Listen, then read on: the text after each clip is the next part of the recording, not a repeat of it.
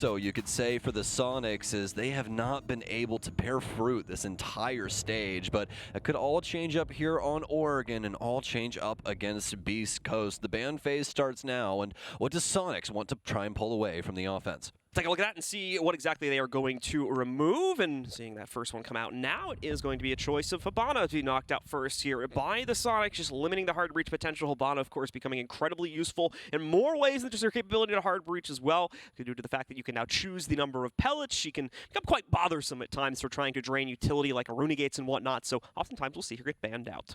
Yes, indeed. And now for the next ban, Beast Coast is going to be taken away. Flores, a fantastic utility clear operator, and do not want to be dealing with that later on when they're on their defensive side. And speaking of the defense, the defensive ban's rolling in now. And the first one is going to be Mira, pretty spot on for what we usually see here on Oregon. Away from that, one final ban remains, and it's the defensive choice from the Soniqs. We'll see what they choose to knock out. It looks like we got a whole lot of surprises here, and that's going to remain the case as we get Valkyrie knocked out once again here. She still proves herself to be far too useful in far too many situations just universally on this map, so we'll knock her out. As you guys, if any of you watched SI, you will have seen that be the case for, I think, like 90+% of games we had her getting knocked out. So. An insane amount, and also ended up pulling her into the waiting arms of Ubisoft, who nerfed her promptly. After a very, very, very long time and a lot of talking back and forth between the community, they finally took away the ability for her cameras to be outside. They can be outside for about 10 seconds, and then they just turn off. So you only have, like, a couple of moments to gather some insight, and then once that's gone, well, so is your camera. So still a fantastic op, though. Any extra cams around are always going to be amazing for the defense, so they can get some extra info. So still going to have her removed by the Soniqs. And speaking of them, they're going to be starting things off on the defensive end. If you guys are not looking over at your screen right now, they're going to be headed downstairs here, and this is looking pretty straightforward with their basement defense.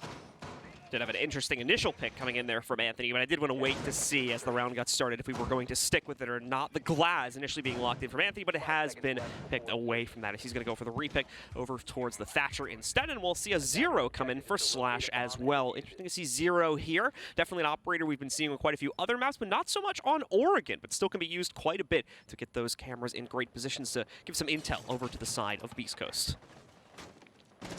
Well, early days in the round as Beast Coast is now out and about. They'll begin their clear from the west side, clearing across, soon to be in Yeti's territory. We'll see if he wants to stick around the security area. I don't believe that the hatch is open, so more than likely going to be playing his life around this space instead. Actually, ends up just getting back down towards site. I thought it was around that kitchen area there initially, but instead down low, as is the rest of the Soniqs. It's going to be a turtle setup here. No extended hold for them.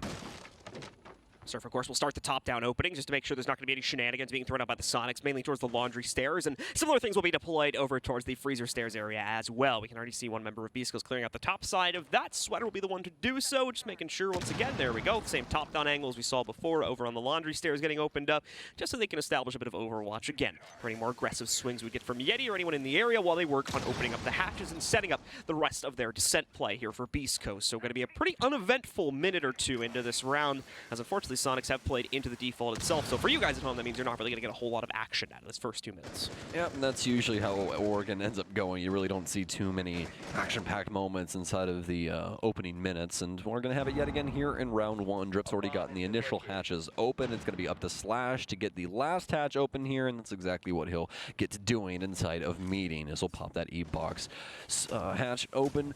And we'll continue on through the round. I mean, as of right now for Beast Coast, they're sitting pretty. They got a great drone economy in the moment. Yes, it's actually dwindled a little bit since the last time I saw it, but still have drones all the same that they can utilize to try and find some extra info on the positioning of the Soniqs in the moment. No Mute and or Mozzie in play either, so all these drones will be able to run amok. Slash will more than likely add some cameras to this equation as well. Beast Coast begin to clamber down into Freezer and see if they can have any effect over Sonic setup. We're going to see Slash, see if he can sneak in some of these Argus camps to get them a little bit more intel to play off of as well, but things are going to get very tense very quickly, so might not have a whole lot of time to play into those cameras. There's a swing from Grixer, very, very little by little here, whittling down the HP of Slash and finally knocking him out as Yeti gets another kill. Slash actually won't be confirmed though as Sweater trades onto Grixer before he can be fully knocked out, so he'll even get revived, brought back up, obviously at low HP, but still in the fight as we're now evened out into a 4v4. Time's getting low though, and with only 25 seconds left, Sweater picks up the next kill here for Beast Coast as they open up the floodgates just a little bit more. Yeti, though, in the corner. He could be the difference maker now for the Soniqs. Are they going to be aware of his position? That's the question. No, they are not. He's going to get away with the first kill. Rexon will get 2 more on top of it to give Soniqs back the advantage. And now it falls to Drip. A lot of talk, but he's got to back it up now. Can he do it? The spray is there, but it's messy, but he gets the job done as Beast Coast just barely squeak out the first round. That was my inner soul just like screeching right there. Look at him, man. He's popping off, too. Expecting that. What the hell just happened?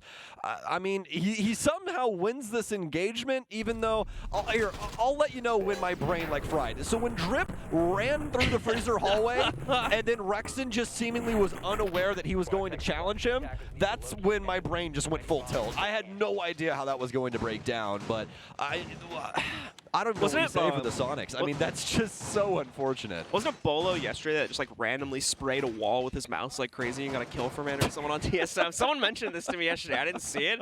I feel like Drip just kind of took a page out of that book there and tried to clutch it out with that. It just happened to work. I mean, shout out Aim Labs, because did you see that tracking? Like, that was insane. Either way, though, I mean, Beast Coast are at least going to be able to grasp a hold of the round, because it was looking very dire there for a moment. I honestly, for all intents and purposes, think that is Rexon's round to lose, and fortunately enough for him, that's exactly what happened. And like you were talking about last time, pretty interesting pick here, John. If you guys didn't know, at 3 seconds, these ops lock in. So at 3 seconds left, we know what they're going with, and Slash is going with this glass. Yeah, we had a soft pick on the last round, but he never fully committed to it. So now going to bring it into the fold this time. Very curious to see how this works out. Obviously, he'll have the smokes to kind of bolster himself, but no additional smokes alongside of that. So not building into that piece of utility too heavily. The rest of the team is still playing into this one pretty much as you would expect, looking at their last assault as well. So pay close attention to how Slash might be able to contribute as we get later into the round. Could establish a good cross with those smokes from Freezer's side. Laundry is an option too. There's a couple ways he could play this, so we'll pay close attention to him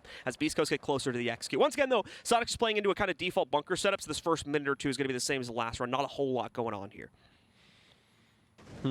Okay, so Beast Coast, this is looking exactly like what we saw in the previous round. Drip's going to drone things out. We might have Yeti go for an early contention here.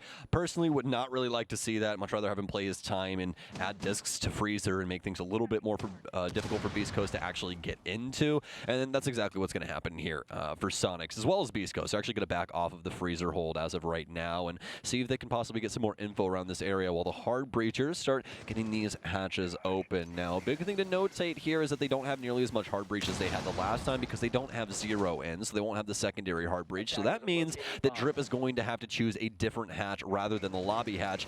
E-Box, arguably more important just based off of its positioning. I mean, it gives you access to so many different facets of the defensive detail, especially around the pillar area. Speaking of that pillar position, Rexon going to continue to wait down the time for any potential pressure to broil in from Beast Coast. Not looking like that'll happen anytime soon, though, so Rexon could become a very important support player in the late portions of this fight. If we see Beast Coast executing primarily through Freezer as well as the laundry push as we saw in the previous round. Trying to get these EMPs to work from a top-down perspective. It's really only going to catch the ones on the wall, though. You can still see that ADS sitting on the floor. Freezer is well primed and ready to eat up the next nade that comes its way, so not a lot of success there in the utility usage from Beast Coast, but like I said before, he's going to catch a couple of those magnets. Unfortunately, not a whole lot to follow it up, so really not a lot being gained from Beast Coast except for maybe a little bit of intel as their drones were possibly allowed to sneak past a few jammers, but away from that.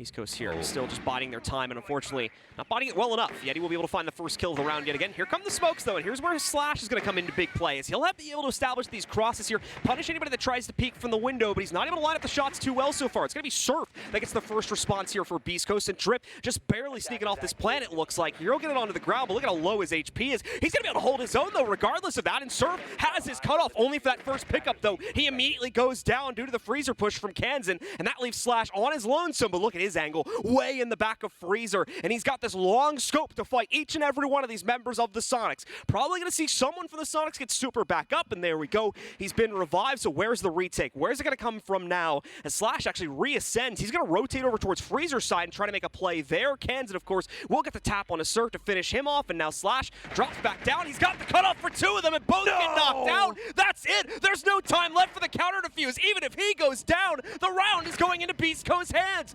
Beautiful job by Slash as he clutches it out for a 2-0 lead for Beast Coast. Game-changing plays being made by Slashug in the moment. The rotation through the top floor. You'd think just for a split second there, they would have had the possibility of having some audio as he runs through that main space, but no one seemingly aware that he was going for this. Nobody covering the drop inside of security either. They thought that he was still inside of laundry, but obviously it was all for naught. Way too many eyes trained on one location, and he punishes them immediately for this. Beast Coast up 2 rounds very quickly. Beast Coast, a definitive statement being made here inside of the first 2 rounds of play, and the Soniqs, once again, like so many matches we've already seen them play here in this stage, very little to respond to it in those final seconds of the round. They bring it close. They make it a very, very tough fight for Beast Coast, but they fail to clutch it out as Beast Coast get away with 2 rounds here. The Soniqs should have been able to take for themselves, and only after those 2 rounds we finally see them make the decision to change their sight and head upstairs for the kids' hold. And this is really where you have to start considering the mental of what Soniqs are going through in the current moment. I mean, especially given the last 4 Playdays that we've witnessed, and now Soniqs in hot water yet again here, especially with 2 rounds, like you were saying, John, they should have totally have taken, but unfortunately enough for them, they just don't have it in the cards, and now they sit down 2-0. The headspace probably not looking too hot at the moment as they try and grasp at straws and bring themselves back into this. It seems like the shift to the top floor might be the call here, as that is the next defensive round. We'll be holding things down on dorms, and their application to the site looking fairly straightforward, as did their basement setup. So, again, you can see the confidence from the Soniqs hasn't really been in the best place either. You're talking about the mental of some of these players. We had that tweet yesterday from Kansan where he said, I don't even know what to say after the 7-0. We're just getting folded. That's an exact quote from his Twitter account. So things are looking rough right now in the Soniqs camp. And with these first 2 rounds having been played out, unfortunately, today is not looking like an immediate improvement just yet. But these are very, very small issues that are running into the Soniqs here at the very end of the round. Very easily correctable. But it still needs to happen here, and so far we haven't seen that just yet as Beast Coast continue to open up these POVs for themselves, mainly from the bedroom walk-in. As you can see already, that wall's been opened up. Not a whole lot going on beside that, though, for Beast Coast here as they attempt to take a little bit more map control and start to set themselves up for success at some point in the next minute or 2. Yeah, Beast Coast are chilling right now. It's a day on the beach for them as they begin their master clear. Anthony will dedicate himself towards his utility. The Gemini now trying to clear through. Has the potential to get rid of this laser gate, and I actually think he gets mute jammed out just before that. So unfortunately, that gate will still be able to stick around. Another EE1D out here for Slash. It'll be his second one here at 1 minute and 30 seconds. They haven't been able to capitalize off of any of this, though. I mean, yes, they've been able to gather some map control, but it was map control that Soniqs had already gifted over to them. So now going into the last couple of moments here, Beast Coast, long road ahead of them. Really need to get some of these picks and start looking for their potential plant spot. Sweater is at the threshold here, ready to start pushing himself past the billiards play and in towards kids here. Nade's also starting to bleed into the back line of the Soniqs, but with very minimal success here. Only about 10 HP getting knocked off of Grixer. Another EE1D charge going to come out from Slash. It'll be to limited success, though, as Grixer, I think, moves just a tad there, gives out a slight amount of info, but nothing really that Beast Coast can play off of. So now they're going to run into problems. Oh, what a catch from Anthony. Yeti tries to leap out the small tower and gets caught. Drip will find a second pickup, but Rexon did trade onto Sweater. So Beast Coast only working with a +1 right now. It's going to grow from that, though, due to Anthony's position. He stopped the cutoff, and now he's cutting off every single member of the Soniqs. Super is the only one left here in a 1v3, and he can't fight it out. Surf gets the last kill, and it's another win for the members of Beast Coast. What a great fight from them as well. I mean, a lot of that obviously hindering on 2021 season, so Soniqs had to be a little bit worried about this coming into it, as we are seeing the newer teams, the new rosters, try some slightly different things here, bringing at least a different tempo to the table on this map than you might kind of be used to from last year's teams, and that seems to be throwing quite a few of them off. It was certainly the case in our last matchup involving Dark Zero, and it seems to be the case now. The Soniqs just bringing that default play to the table on both their bottom floor as well as their second floor hold, and Beast Coast have no problem reading into it and piecing it apart round by round here as they continue to excel with a 3-0 lead.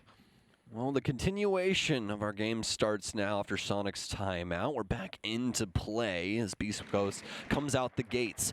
Going to be walking in with one hard breach here, no secondary hard breach across the board, but they will still have the Lion for Slash, so that could be pretty interesting going into this later on. Anthony's still going to have the Thatcher as well, so these hatches should be pretty straightforward. Yeah, so once again, guys, just that little bit of a premature warning here. It's going to be pretty uneventful for the next minute and a half or so, as we're not going to see much from the Soniqs. Have you ever enjoyed watching people drone?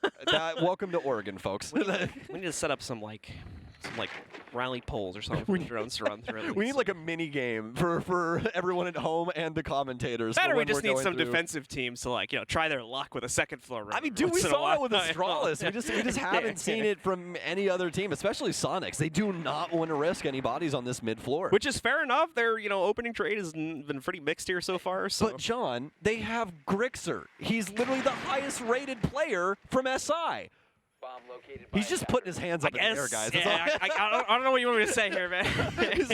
You backed me into a corner, Stokes. Please stop. Stop it. Yeah, unfortunately, not going to be able to take up that mantle so far in this game just yet. As just poke Grixer with a stick. Just like, hey, do something. Do something. Yeah. Soniqs have been falling from grace. They're not the only championship team from SI to do so. TSM has similarly been struggling a bit, although to a much lesser extent, obviously, inside of their first their first 4 playdays they already played today. Also here, Drip going to start to chuck in some of those flashes to see if he can shuffle a few of the members of the Soniqs around inside of the pillar room. It'll be to limited success. Also, of course, burning out any pieces of utility mitigation that sit down below. There's a pretty small number of that between both Rex and Yeti. Not going to have the full 3 operator combo for that inside of this round. And now push is going to come to shove here as we're getting a little low on time, so Beast Coast do have to start aggressing a bit. Oh man, these catches from Beast Coast every single time someone from Soniqs tries to make a move, it is read into, and that one as well. Surf with the sidearm headshot, and another one from Surf. He's going huge right now with the triple kill. Soniqs, what are you doing? It's down to Kansan and Super here. Kansan's been cut off in Freezer. Super as well has no, oh my goodness, he has no horse in this race, so the Soniqs will falter yet again inside of their basement hold, and once more, Beast Coast will continue to just run over their opponents here today. How do we take attack timeout and then this is how we fight back? They just, I mean, they're not even attempting to try and fight any of these Beast Coast members. Surf is straight up walking at these people. Just down the tower stairs. That should not be allowed. It's against the law. Like, Soniqs are even lost right now, John. They went to Cafe Kitchen. I'm really regretting my prediction now. You really should. I thought this was gonna be the game. I was like, there's no way Super just like lays down to a loss from Drip. Like, there's gonna be so much overnight prep. They're gonna really put all the effort for this, but. It's unfortunate, because on a more serious note, it's really just the same thing we've been seeing over the past few days. Yeah, it really is. I mean, we came into this game it's a pretty funny statement, but it really was drip or drown for Beast Coast. I mean, like, it was like, is this the team we've been waiting for? This is Playday 4. We're coming into a game that there is a lot of warfare in between these two people, right? So there's a lot on the line. Each one of these players want to beat each other, and not only that, but they want to do it very, very badly. So.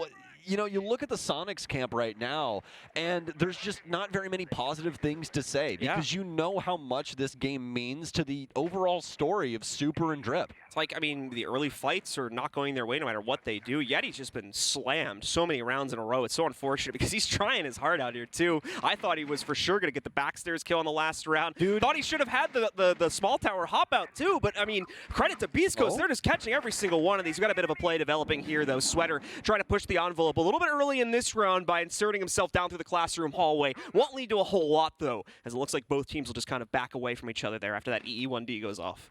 Well, some posturing back and forth between both teams, but it won't prove any results.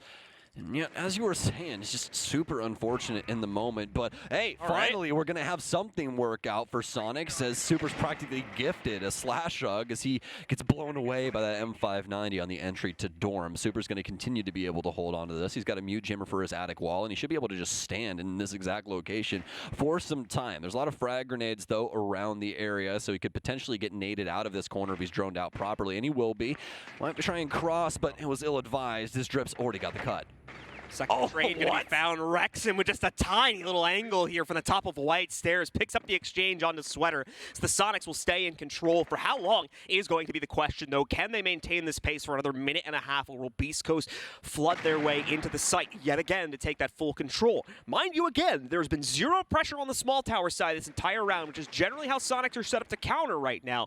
But they can play that from the other side also here. Despite having the top-down control that Anthony's going to try and use now, it's still going to be tough for this team to battle their way into kitchen, where they're more than likely going to be forced to try and play their plan out. Here's the counter starting to show up to a really big degree as well. Kansan taking out Anthony as he tries to peer down through the hatch. Eliminated, probably with not a lot of intel to play off of from that death either. So Drip and Surf now have to make up the difference with potentially 2 kills needing to be found by each player. Drip moving in, already losing half of his HP as he tries to brute force his way in through the kitchen. Has to call it back even here. Thankfully, they still have a little bit of extra time, so they can absolutely do that. But really, only one more insertion attempt is going to be made here before the Soniqs shut it down and finally pick up their first round.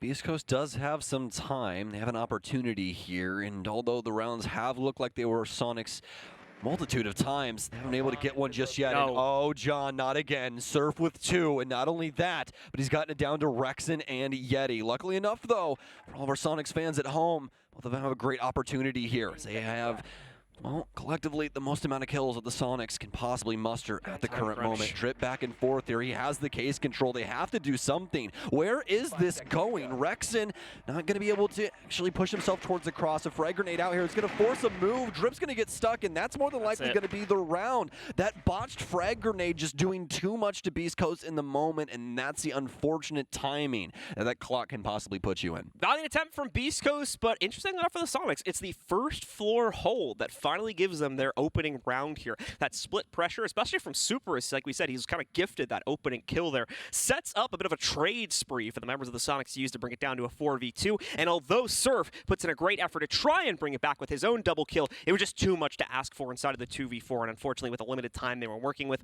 unable to clutch it out there. So finally, the Soniqs go onto the board. Can they bring it back fully here to a 2-4 scoreline? Or is Beast Coast just going to trade it out once again here on another basement attack to give them a massive advantage at halftime? Such an interesting round because there's so many questions. How does Slash get picked so early without any info on the mute inside of dorms? I mean, how do you have all of these other kills go the way of Soniqs to the point where they're able to just play out a 4v2 inside of the cafe side? No pressure from Beast Coast on small tower side, but then Surf magically gets 2 kills and actually gives them an opportunity, and then a botch nade ends the round.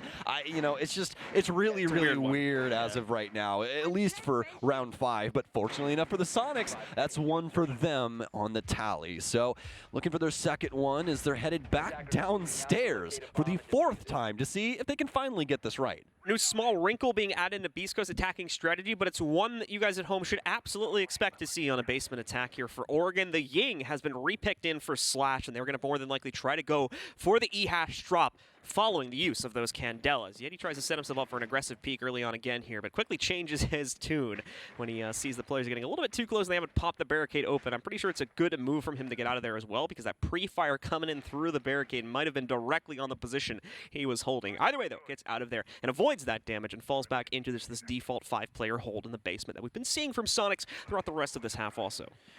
Turtling constantly on their defensive setups when it comes to the basement. No real curveball being thrown the way of Beast Coast, so it's back to the traditional clear. Start breaking up this top floor here, try and make sure that no one can rotate up main, then start the work on the hatches, where we can finally start seeing how Beast Coast want to try and execute this time around. Previously, we've seen both of their executions come through the means of library, or rather laundry, and freezer, and honestly, both of them going off pretty well. Obviously, the second time around, it was a little harsher for them to get it to go, but I mean, still a fantastic round nevertheless for them as they're able to clutch things up. Now, as the hatches get open, we'll see if Soniqs want to try and fend off anything here inside of the next 30 seconds. See if they can possibly get some damage on an unsuspecting member of Beast Coast. Beast Coast still need to work on droning things out on the interior of the basement floor. Drip's actually getting a good amount of that intel now, spotting out Rexon's position, playing closer to the construction doorway. So Sweater will probably be a little bit aware of that, and so will the rest of the team dropping in through the hatch. Slash as well, still on drone, so not ready to throw those Candelas in just yet, but we'll certainly need them. Look at this lineup of the members of the Soniqs, fending off this push entirely. Super's watching the construction play and continuing to hold it back with his Toxic Babes. 2 other members of the team, potentially 3 if Rexon can get involved as well, are going to be watching out for this drop as well as the back stairs play. This is a tough breach to be able to work their way past, but Beast Coast do have that Incredible piece of utility from Slash and the Candelas, which could potentially make this work here. Drip as well, going to try and chuck in some of these nades to be able to work out the team a little bit better, dump the flashes in, open up the wayside here for the rest of the team to move forward. And more importantly, so those Candelas can work out. Rexon with the first counter, but he's immediately traded. Yeti counter trades once again, though, to keep the Soniqs in control, and Grixer locks it in for the Soniqs. Sweater is going to pick up one more, so the Beast Coast roster is not out of this one just yet, but they have dropped the case, and they'll need to get that back. Crossing Grixer in the process of doing so, but no, he holds on to his position. Anthony will trade out in the pillar hallway, but now he's alone in a 1v2 and with only 18 seconds to clutch it out here. He's also lost the plot on one of the two remaining members of the Soniqs. He's going to have to go hunting for them here, and he really does not have the luxury of time to do so. You can see that blue blink. That's the camera from the opposing team spotting him out, and there's the bullet from Grixer to shut him down. As it's a 2-4 half with the Soniqs rebounding at the bitter end of it. Both of the front executes going off without a hitch for Beast Coast, but when it comes to the back, they just cannot get it done. The Soniqs shut it up immediately on entry. Yeti able to shut things down around the E-box area, especially taking out Drip. It seemed like Drip had the possibility of being able to make a play there just for a split moment, but they just simply couldn't get things done with the Candelas. It really only affected one member of the Soniqs, and well, that just so happened to be a member that was rotating up tower stairs and not even looking at the actual E-box area. So past that, I mean, Soniqs able to win out time and time again when it comes to the gunfights. Beast Coast just not having a leg to stand on. Beast Coast now on the defensive side. They're going to go right back into another basement hold, folks. So expect a lot more of the same. Operator lineup is going to differ, however, slightly here. We will keep the dual utility mitigation between Drip and Sweater from a Y and Jaeger combo, but the big change up here is going to be the fact that it's dual delay from Beast Coast as they bring both the smoke as well as the Tachanka to try to throw in those ranged bolts, try and burn out the floor and prevent any sort of laundry push or freezer as well here. We can see Anthony cut off both of those angles from range with relative ease. Then you still have Slash to fend off the construction play or potentially any play from the pillar side also. Okay, well, Soniqs, what do you have in store for us? And trying to get your first win here, and I know all of you do not want that number 10 next to the Soniqs logo at the top of the screen. So it is all up to what happens in the moment, and, well, luckily enough, it seems like they've got a good grace in what the Siege Gods. The Sweater will just give himself over to the Soniqs. Sweater getting shut down, unfortunately, here as he tries to go for the aggressive play, and Soniqs regain into that one, finding themselves in a much better position than they were at the beginning of quite a few of the last halves of rounds. Away from that, though, continue to see the Soniqs bide their time here. Not going to overpress the advantage just yet, only taking that first and second floor control and clearing it out here so that they can prepare themselves to move downstairs after they, of course, do the bit of dirty work of opening up the hatches and getting all their players ready. So expect a bit of calm now that they've been able to find Sweater, as you can expect Beast Coast to, unfortunately, out of necessity, have to hold the remaining 4 players back into the depths of the basement. I mean, the good news for Beast Coast is that although they've lost Sweater, they have the most amount of delay when it comes to utility. Not only do they have Surf here with the Banshees, but they also have utility to capitalize on this situation with Smoke and Tachanka. They'll be able to toss those at anybody that are trying to move through those Banshees and deal some extra damage to them as they're slowed. Kansas is going to take a lot of cannon fodder as the Soniqs are opening up a couple of different areas in order to operate around as they'll get the freezer door open and start looking to deny pressure from the tower area. We're going to see the Gemini work its way down. It'll reveal Surf's position. He's more than likely going to know there's a drone sitting here too, but oh, so close. Kansan, if he decided to pursue that, more than likely could have picked up the kill, but does have to be careful, of course. Further down the hallway, we can see there's more members of Beast Coast waiting in the wings, ready to shut down any push that ends up being slightly too aggressive here. Surf will be able to make it out, though. And Beast Coast, although they're injured, they're not out of this one just yet. So far, still delaying things from the Soniqs as we encroach on the final minute of play here. And the Soniqs only just now really getting ready to make that full descent. It's looking like Freezer is going to be where the emphasis is placed. We've got Kansan, Rexon, and probably Yeti pretty soon here trying to hop down. Well, this is where things could get interesting, especially with the pickup from Drip onto Kansan, down into the 4 versus 4, and Soniqs still have to clear out a lot of this utility. Still have 2 drones to be able to gather some more information, as well as some frag grenades to try and reach into these hard-pressed spaces like what Drip has going on inside of Freezer right now. As of the moment, Soniqs have not stepped foot in towards site. Still some utility to pour in as a Kandala will fly into the freezer hall. Slash will pick up one, though, onto Super, and that's going to be the case down inside of Laundry. Now Sonic, specifically Yeti, have to try and hop two. Drip's going to get another one. Anthony will burn Yeti alive, and Beast Coast will take round 7. Delay was beautiful from Beast Coast there. Like we talked, it has been resolved, so we're heading back into the map once again to see if Beast Coast can complete their run. Only 2 more rounds is all they need to shut down this map. The Soniqs, unfortunately, need 5, so they've got a bit more work cut out for them here. We're going to see the interesting operator lineup come into play. The most notable change we'll see is going to be the Buck being played by Super to try to knock out some of these soft panels, both from on top and potentially at range if they want to take out some of the walls as well. We're not going to see it get repicked from the looks of things, but we will see if... Oh, never mind. We actually are going to see it changed up as he'll go over towards a Thermite instead. And we'll once again emphasize frag grenades to try and knock out more of this utility. They're not really going to bring much soft breach at all at the end of the day. Now they've moved away from the Buck, and there's going to be one more change as they move away from the Finka over towards an Osa for Rexen. So a lot changing up here in the lineup for the Soniqs as the Finka is re-brought back in for Grixer as well. And man, this could make things so interesting going into this round, depending on what they do with the Osa here. We've seen her implemented mostly in the way of trying to get risky plants off. Put that Osa shield out in open water, plant directly behind it, and then just try and either play off of the shield or get out. That's what we've seen a lot of the time. It's a pretty good gamble right now when you consider there's pretty minimal utility on the defensive side to counter. You've got the one impact from Surf and the Nitro from Drip, but that's pretty much it. Aside from that, they're just going to have to try and get into better positions to counter it out.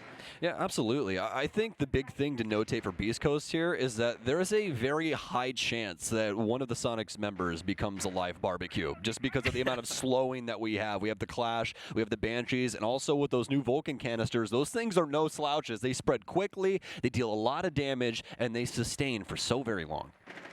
So time continuing to tick down here, and the Soniqs are taking their time about this, which should come as no surprise given the way the last round played out here, and just in general how the defensive side went for the Soniqs too. They're playing a very careful game right now, and you can't really blame them given the very mixed result this team has had, not only in an early round, but just in terms of being able to close down rounds overall here. So the very tepid approach from them is absolutely understandable given the situation. But a stack of this caliber, you know, you've got pretty much all 5 players holding into the big tower position right now. They're going to play this all from this angle, and this is going to be a little bit rough as they try to push themselves in with pretty much every member of Beast Coast potentially waiting down the wings.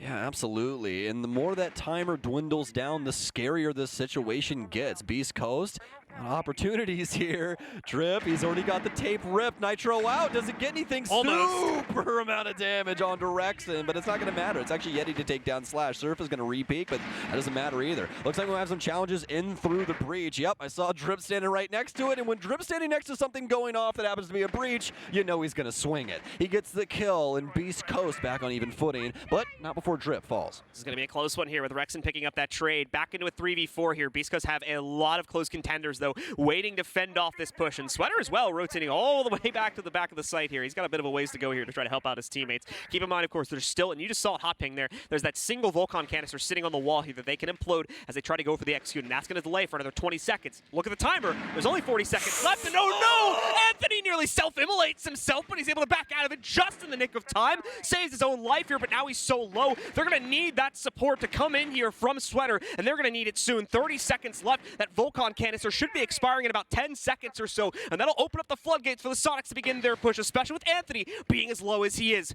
20 seconds to go, and here we go, folks. That Volcan is gone now. Just waiting on the Soniqs to begin their pressure. They need to commit to this one, though, and they don't seem to have the courage to do it just yet. Smokes are going in instead, but that's opened up the floodgates now for Sweater to pick up an exchange. That's the case down. Both of the remaining members of the Soniqs are on the cross as well, and Sweater's just picking them off one by one by one. Less than a second to go. Yeti tries to come in on the clutch for the backside, but it's too slow. It's another round for Beast Coast. Yeti, Soniqs, what? The timing is just so off. Yeti's all the way over in kitchen. He can't do anything. That was a great play if you made it 30 seconds prior. Thank you. That's exactly the point of the conversation. Why are you doing this at 2 seconds left? Go and fight them, please. The Soniqs give up yet another round that looks like it's theirs, and it's back to the same thing. Beast Coast are making plays, and they're working out swimmingly. They're looking so very good right now, and not only that, but you have some some very aggressive moments where Beast Coast were able to catch Soniqs off guard. A perfect thing to notate, Drip playing the breach. Nobody expected anybody to be playing stage inside of that situation. He gets a free kill, pushes Soniqs back onto their back foot. Yes, they're able to pick him up, but that just sets tempo for the rest of the round. Beast Coast, they limit Soniqs' entry. There's no longer a moment where they can actually get in cleanly, and it's just so very unfortunate for them. And, well, speaking of unfortunate things, John. Yeah, we've got this poll result. It looks like by a factor of 2%, Drip is our greatest villain in the league here. So it's very close. We've got a very close-knit storyline between those two players. Doesn't own a cat, isn't bald, doesn't use his pinky when he drinks. Has both eyes. Yeah, like, I mean, no weird scars, and he's got a nose piercing. Ah, you're lying. That's cap. Stop the cap. I mean, at least inside of this matchup, I think you guys have it right. The 6-2 score line tells so much of this story, especially with Drip being at 8-5. Yeah, really great game from him. And once again, Surf as well, also continuing to show his dominance here. What a monster of a player. player. And it's been like nearly every single game that Beast Coast has played. This man has been the highlight by a huge factor. One of first 4 games we've seen out of just him alone. Not even, counting the rest of this roster here for Beast Coast. It seems like he just has a button on his desk that he hits, and then 2 people die on the other team. That's what it seems like to me. I mean, time and time again, when his number's called up, he's able to just make these magical moments, and that's what I've loved so far about Surf's play. But we'll have to see if that continues on here. He's 10-5 at the moment, a 2.0 KD. Very clean, at least going in here. Well, we'll have to see if he can possibly gather some more kills. The Soniqs are on their clear. They're going to run into a Mozzie pest around the kitchen area, though, so this delay already working out extremely well for BC. Slash rotating in. Bit of an awkward exchange with his teammate there, but all good as Beast Coast continue to maintain this first floor pressure and waste the time of the Soniqs as they want that bottom floor white stairs control to be able to use this to get themselves into the site, on top of more than likely putting pressure in from the big window and maybe even the rappel out towards the main dorms, but not going to be able to find it just yet here. So half the round gone. Still plenty of time, of course, for the Soniqs to make up the difference here. They're trying to do so, at least in part through utility. You see that nade exploding quite close to Slash, but dealing minimal impact at the end of the day here. He'll continue to maintain his position inside of security, and Rexon will have to waste another drone here, sneaking it by, as they're also more than likely, actually might not have seen him. Sweater still sits at the bottom of the staircase too. Nice Toxic Babe timing. Sneaks off about 20 HP from Yeti, as you can see Sonic still trying to put pressure on the site, while also needing to clear out this extended game downstairs. They have to clear out this entire extended game. They have to know where all these people are. Sweater's got to kill into Rexon, and they only have 3 drones. I don't see how this goes well, but luckily Grixer's worked his way in behind the back line. He'll take out the kitchen player of Drip, but on minimal time now in order to actually get this execution to go off, which is upstairs. Yep, yeah, that was what I was just going to say here. It's only the extended game they're dealing with right now here, so great. They find a kill for free here, walk right in, even out the numbers, but now you've only got 45 seconds to change up your entire execute to get to the top floor. Grixer's still hunting down the remaining roamers that went into the basement as well. This is going to be messy from the Soniqs, as they'll have to put a whole lot of flank watch commitments downstairs here. They don't really know where to put those commitments at due to the multiple options the players on the basement have to rotate back upstairs. The only benefit working into their favor is how weak the internal site defense is, and it's just gotten even worse with Grixer's next kill. Great pickup from Surf, though, on the Nitro. He knocks out Yeti, so we're not done yet, as it's still even in a 3v3. Sweater ready to fend off the pressure from White Stairs also. He's got this pixel angle from the other side of the main dorms. Grixer, oh no! He's going to take down his teammate as Surf and Sweater shut it down for Beast Coast, and they take the map. Such an unfortunate way for it to end, man, but Beast Coast shutting it down round after round again, play after play. It was Beast Coast all day here today as they excel once again with a victory that's certainly going to make them happy as they take